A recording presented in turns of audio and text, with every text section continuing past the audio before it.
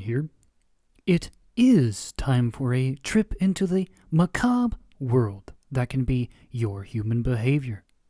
The next lesson, if you will, in emulation. Time for an examination of the bizarre imitation, from person to person, of your most violent and sex-crazed forms of conducting yourself, and time, at least in the end, to investigate the untimely results of those emulated actions. What I have for you in this ancillary report of your earthly kind is a discussion of your 1996 Cronenberg film Crash, the adaptation of the James Ballard novel, and an accompanying exploration of the video game of the same name, also released in 1996, a game which reveals the ultimate culmination of the film's plot and even of its underlying themes, all some near 250 years in the future.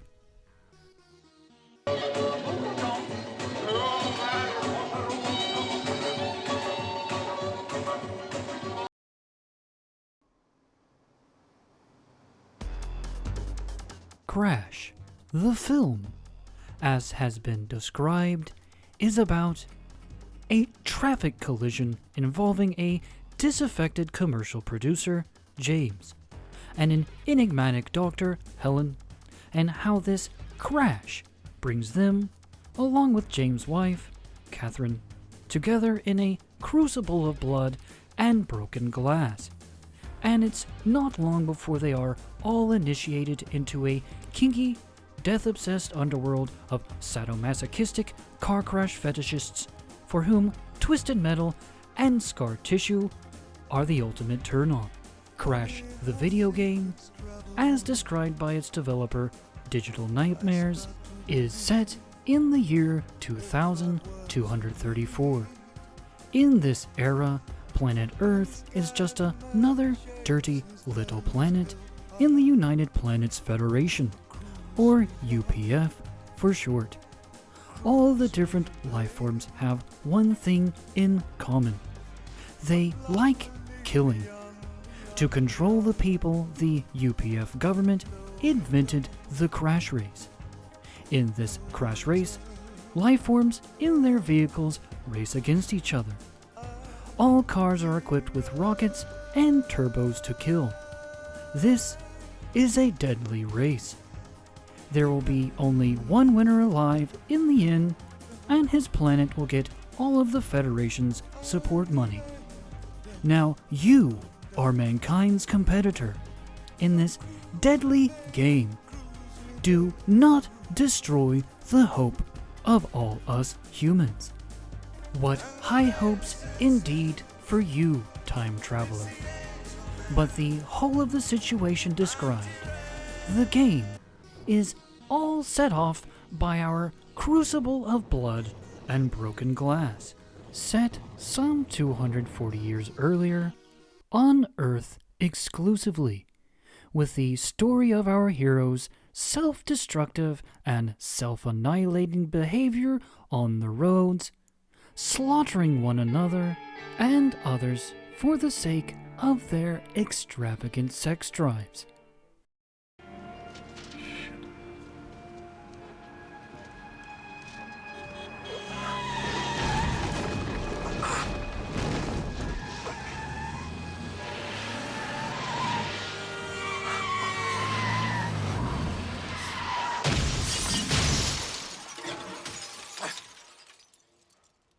This story is all sparked by the juxtaposition of James Ballard's empty, open relationship with his wife Catherine, their dissatisfaction with their own separate sexual encounters, and Ballard's collision with Dr. Helen Remington and her husband, whose life is claimed by the car crash. From their emptiness, in short, comes the drive for more extravagant sexual satisfactions on the road.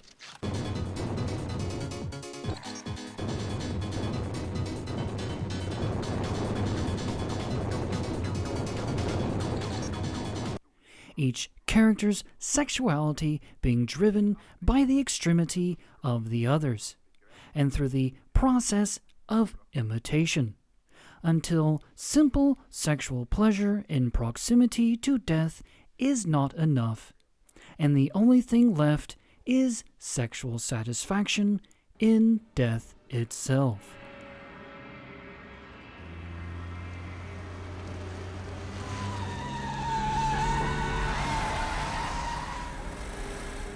And what we thus see here then is an exhibition of something beyond the supposed interrelationship between sex and death. What we have indeed is the treatment of the two as somehow the same, an obsession with which some of the characters themselves describe as psychopathology, albeit a benevolent psychopathology.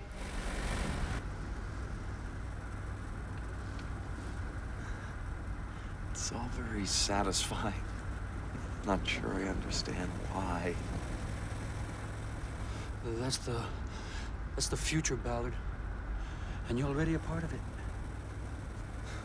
You're beginning to see that for the first time, there's benevolent psychopathology that beckons towards us. A benevolent psychopathology, the collateral damage of which is not just the death of the pathologically affected, but any random life form which happens to cross paths at the wrong time with the pathologically affected. But naturally, the underlying message of the film is somehow greater, its theme somehow deeper than the simple depravity that can be your human behavior. No, the psychopathology here is. It's a kind of a psychology which might become more and more common as time goes on. And it is a kind of disconnected psychology. And you begin with characters who cannot really relate to each other. They go through the form of a marriage, but they have no, they cannot connect sexually or emotionally really with each other. But they do discover by accident through a car crash and through meeting other people who've gone through the same process that there is a way to bring themselves back to life in a bizarre way, that they find that there is a new kind of emotionality, a new kind of sexuality that they're experiencing, quite to their own surprise, and that they become involved with a group of people who are in a very informal way, a kind of almost unconscious way, pushing further to explore what this accident, in literally and metaphorically, has revealed to them. For me, I think that sexuality is an invention now, a human invention. It began as a biological fact, but now it's obvious that we don't need sex to create babies. We don't need people to even meet each other to reproduce, to create a baby. And so then what is sexuality now? It's quite something different. It's now become a human invention. It's something we are all intimately involved in. The reshaping of the human body by modern technology. Fancies you. Cass. It's not a funny. It's not even funny now. Let me just get his number.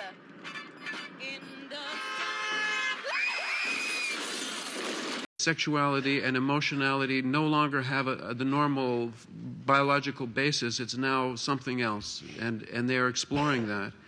And I think that's really the process that they go through in the film.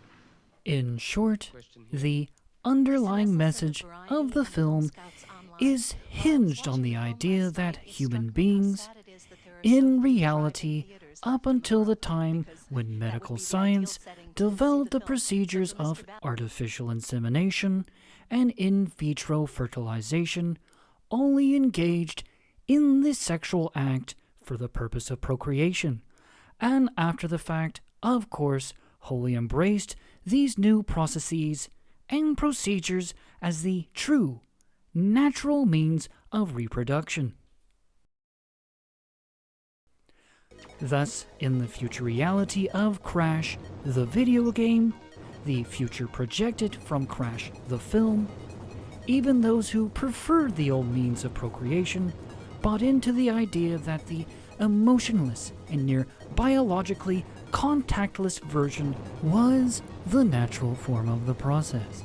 Indeed, this ideology became the new cultural sensation, as it was driven, hammered even into the mind of the public, not just through the one Cronenberg film, but through the creation of similar works that adapted the same themes and tones.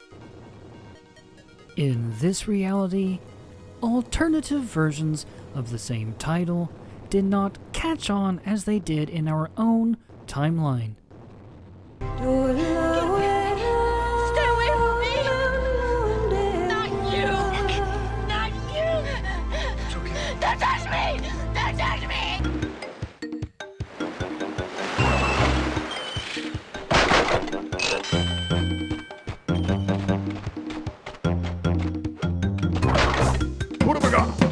More importantly, perhaps, other fetishes or sexually related psychopathologies than those featured in the film garnered less attention than in our parallel reality.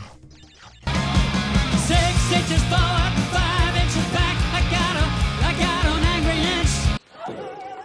Come on, I'm holding you until you look. Look! Leave him alone! Him? Don't touch me. I'm sorry. I thought you knew. Oh my god.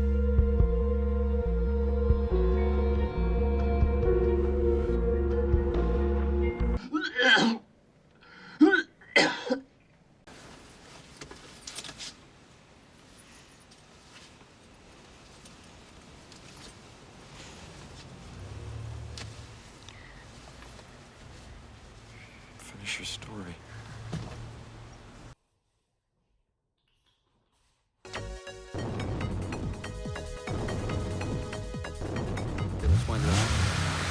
Quite obviously, not everyone was willing, overnight, to go the full extent as our heroes in the original Crash film, or its spin-offs or cheap imitations, by putting not just others, but also themselves in danger. But a marked emptiness clearly grew amongst the social consciousness. And with that emptiness and the continued suggestions pointing the masses towards violence, people began to take their angers and frustrations out on each other, especially on the roads. Buying first into the narrative propagated by the likes of Cronenberg that sexuality has no meaning on a biological level, and even perhaps emotional level, religious institutions especially, and civil institutions to some extent, in turn disseminated the idea that, through new developments in technology, sex itself is an unnecessary and downright unnatural act, one that could only therefore be, no matter any context, be a great sin and a hindrance to personal and social health and well-being. The resulting legislative and cultural push only served to fuel the already increasing trend of transforming the sex act into an act of violence.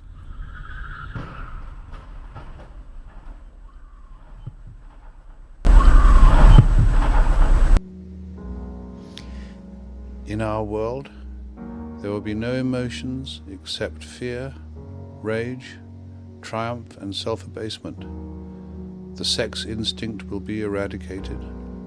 We shall abolish the orgasm. And thus we see that it was not any economic crash or subsequent privatization of the prison system that led to the death races, or the ultimate crash race, as some mindless narratives would have you believe. The supposed cultural mainstreams fight against the sex act itself, and the counterculture's continued associations between the sex act and death, most often, of course, death on the road, led to exponential increases in car crashes and related fatalities and injuries. Soon the speed gangs began to take over the streets. These trends in turn led the government to employ the racing sports complex to try and curb society's increasingly destructive behavior. And to this end, the collaboration was an utter failure. But the resulting new form of entertainment caught on, managing to finalize the transformation of society's sex drive into a drive for death and murder. The new form of racing was an overnight sensation, and the economy became entrenched in the blood sport, its hold impossible to control or stop, the government too entangled in its profits, and the masses too deep in its addiction. Hi there, Tiger. All psyched up? Yeah, keep that adrenaline pumping. Ooh, you're really scaring me. Okay, tough guy, now listen up.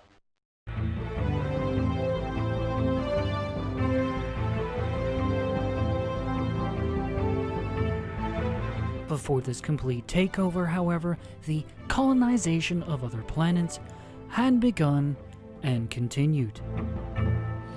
Earth 2060. A small group of colonists leaves the ravages of Earth for a distant planet orbiting Alpha Centauri's primary star. Their ship, the United Nations starship Unity, carries them on their journey to a new world and a new hope for humankind. But by the time other intelligent life forms were discovered in other galaxies, the entire human species mindset became so bent on brutality that relations with even the more peaceful alien species were bound to become mutually genocidal. Indigenous life forms. As the writhing, teeming mass of mineworms swarmed over the outer perimeter, we saw the defenders recoil in horror. Stay calm. Use your flame guns. Thus the expansion of the death race beyond Earth into the remaining universe was justified and embraced by other species throughout the newly founded United Planets Federation, or UPF, as an attempt to cool intergalactic relations.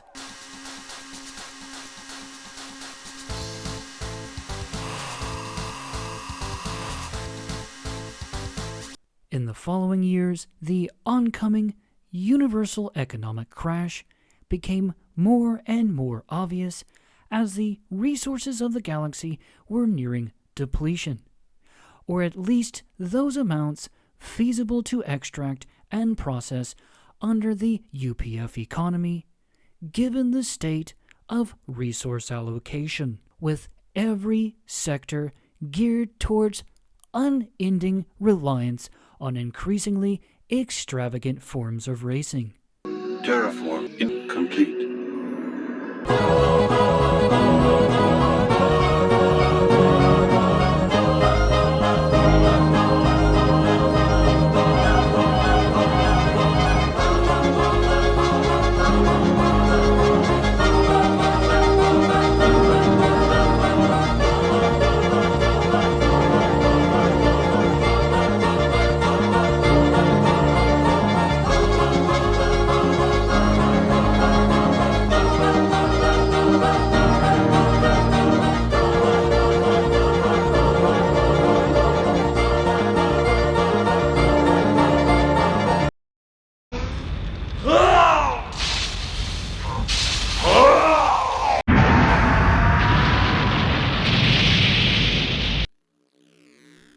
attempts were made on the part of the corporate-run UPF to refit the economic system, even with the discoveries of new energy sources. The inefficiencies of the UPF in turning inputs into outputs translated into massive lower standards of living across the universe. In their own right, the UPF's planets and people also ignored their own incentives to limit their use of scarce resources. Everyone all equally hellbent on the next fuel-guzzling race or kill on corporate-sponsored government roads. Can you keep up this level of intensity, tough guy? Or have you given your all in one spectacular race? Viewers, if you're watching the repeat, please don't phone in to tell me the answer. I hate it when they ruin the suspense.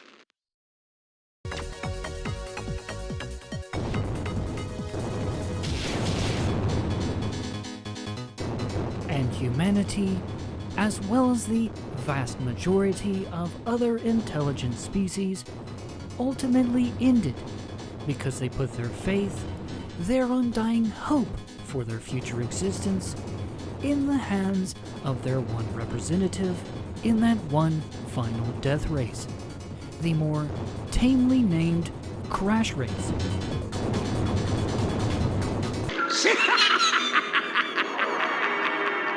Get ready to race for the fate of your planet.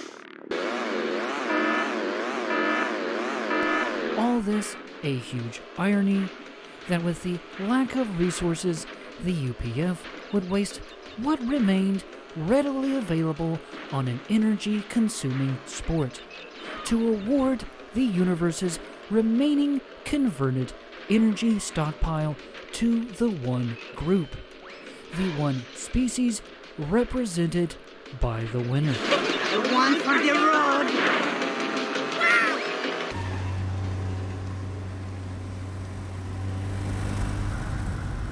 Again, in the face of annihilation, no attempt was made to use what little energy remained to create the means of converting known available resources into refined, usable energy. A pitiful end indeed. And if you're going to have sex in a car, have it in the back seat. And you listen to a lot of different music. Makes you, blah, blah, blah, blah, blah, blah, blah. Alien out.